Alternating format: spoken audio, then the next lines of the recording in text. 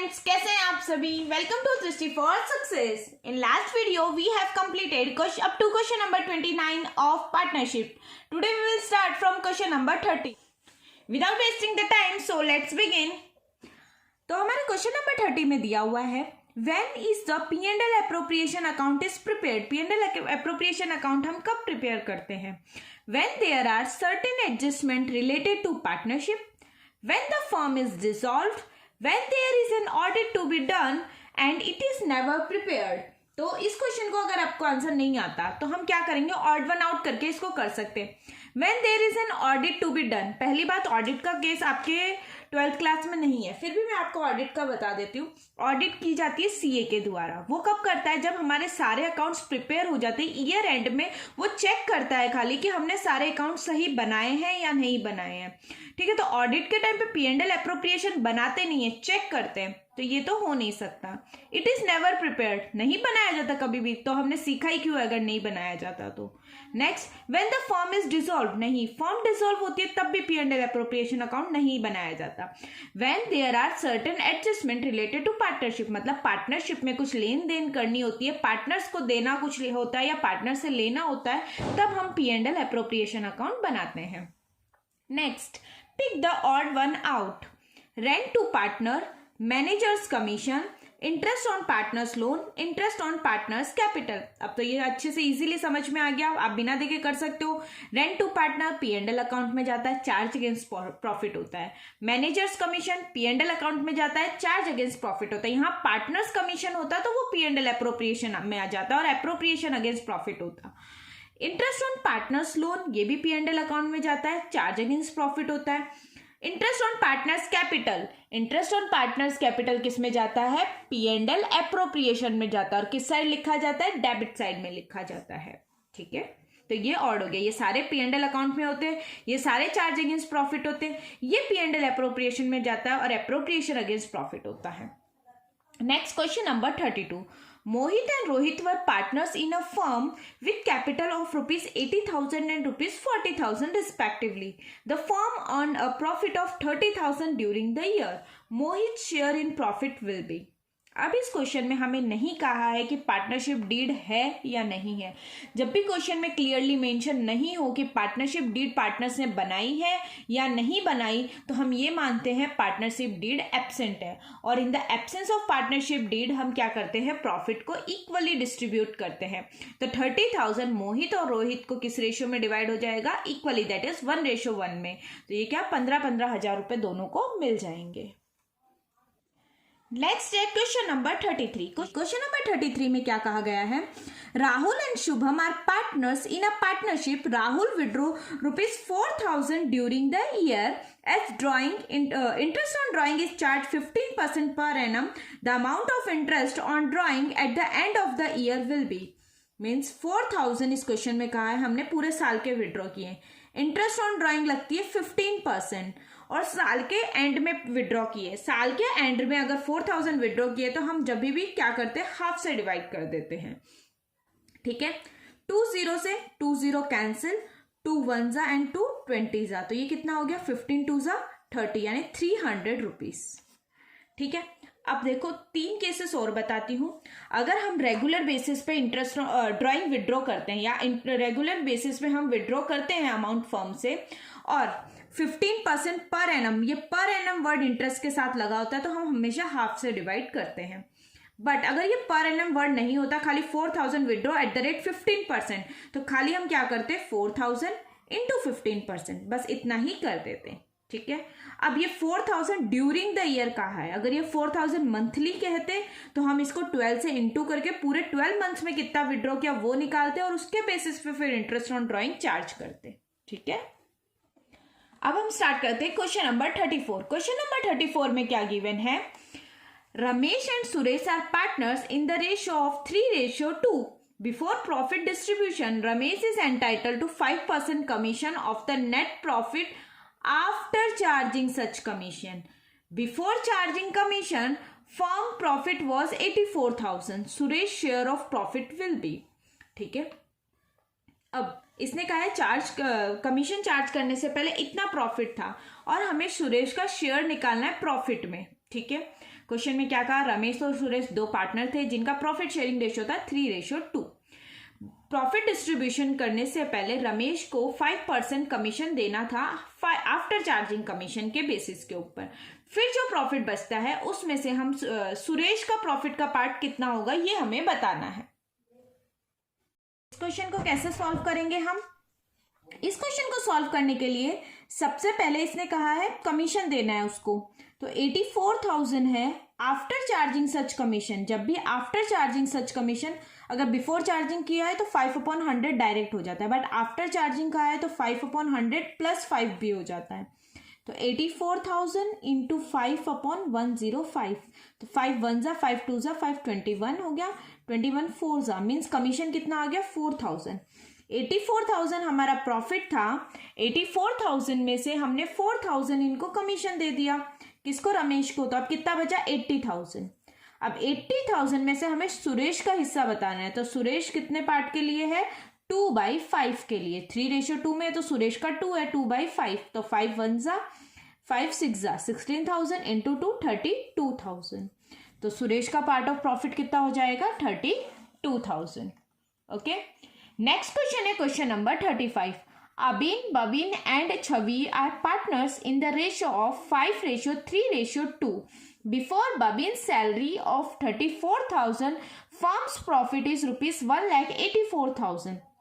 How much in total Babin will receive from the firm?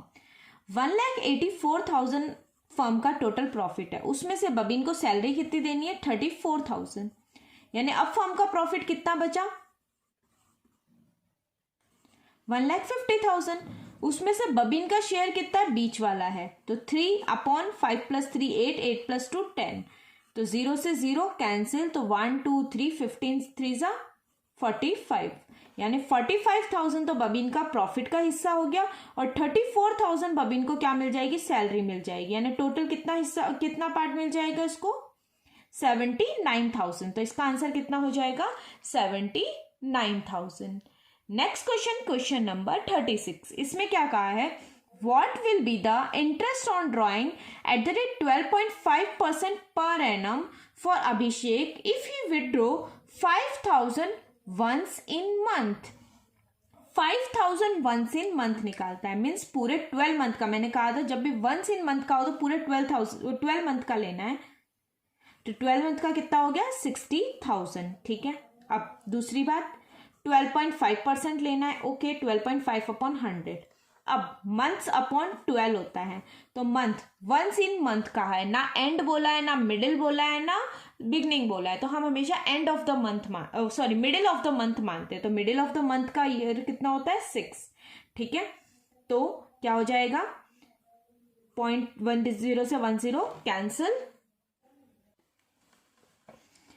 30 से अब 30 cancel हो जाएंगे, 12 1 जा एंड 12 5 जा। अब मल्टीप्लाई कर लेंगे, 5 6 जा 30 इंटू 125, तो कितना हो जाएगा 0, 5 3 जा 15, 3 2 जा 6, 1 7, 3 1 जा 3, तो 3750 उसकी पूरे ईयर की क्या हो जाएगी, ड्राइंग हो जाएगी। ओके, नेक्स्ट अब स्टार्ट करते हैं question number 37। What will be the interest on capital for C at the rate 6% per annum for A, B and C who have invested rupees 15,000, 25,000 and 30,000 and share profit in the ratio 1:2:3?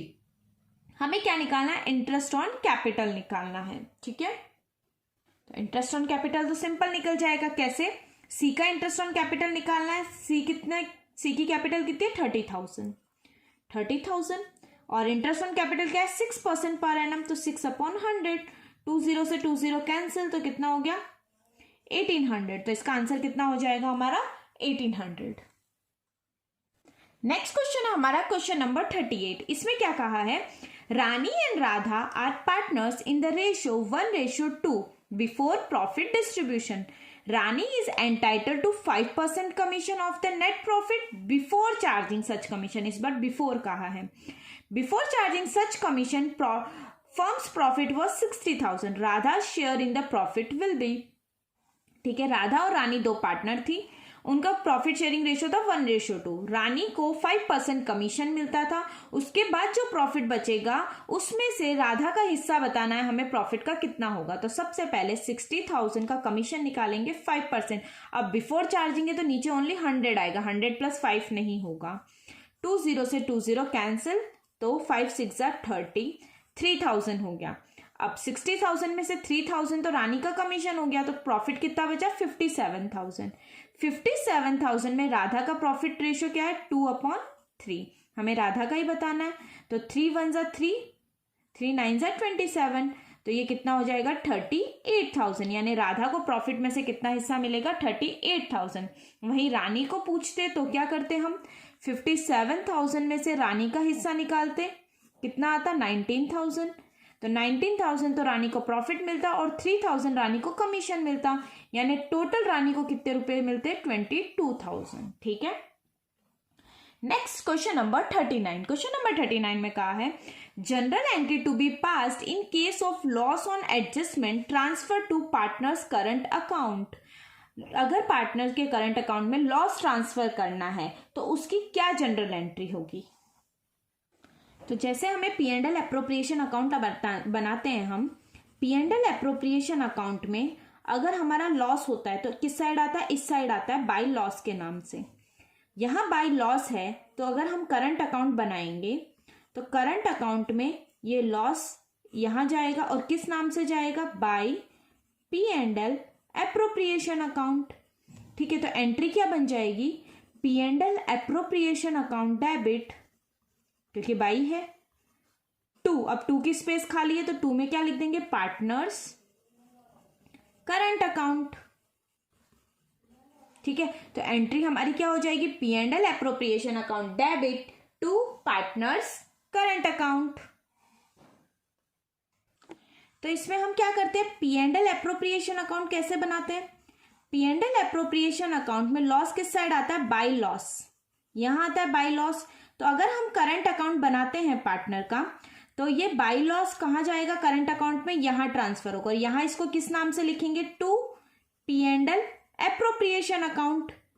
ठीक है, तो entry क्या बन जाएगी, क्या 2 में तो आ जाएगा हमारा P&L appropriation account and by में क्या आ जाएगा, पार्टनर्स करंट अकाउंट, क्योंकि ये स्पेस खाली है। ड्यूअल एंट्री के कॉन्सेप्ट क्या कहता है, जो स्पेस खाली है उसमें उस लेजर का नाम लिख देते हैं। तो partners current account debit to P&L appropriation account, तो एंट्री क्या बन जाएगी, partners current account debit to P&L adjustment account being loss transfer from P&L appropriation account.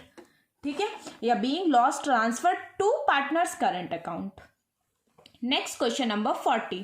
Question number 40 में क्या गिवन है, which account is prepared when past adjustment are to be done. क्या कहा है, कौन सा अकाउंट बनाया जाता है जब हमें पास्ट एडजस्टमेंट करनी होती है। तो पास्ट एडजस्टमेंट हमें जब भी करनी होती है तो P&L एडजस्टमेंट अकाउंट हमारा बनाया जाता है। ठीक है, और अगर हमें नॉर्मल पार्टनर्स की एडजस्टमेंट करनी होती है, पार्टनर्स का देखना होता है तो P&L एप्रोप्रिएशन अकाउंट बनाया जाता है। बट पास्ट एडजस्टमेंट यानी कोई गलती हो गई या कुछ उसको सही करना है तो हम P&L एडजस्टमेंट अकाउंट बनाते हैं। ठीक है, इसी के साथ इस वीडियो में हमने क्वेश्चन नंबर 40 तक कंप्लीट कर लिए हैं। आगे के क्वेश्चन हम हमारी नेक्स्ट वीडियो में कंटिन्यू करेंगे। Thank you for watching the video and keep learning. ये वीडियो बहुत ज़्यादा शॉर्ट बना रही हूँ मैं, जिससे आप अपने बिजी शेड्यूल यानी अपना जो भी प्रैक्टिस टाइम है उसमें से कैसे भी 10 मिनट्स घूमते फिरते इनको रिवाइज कर सको, जिससे अकाउंट्स की आपको अलग से प्रैक्टिस नहीं करनी पड़ेगी।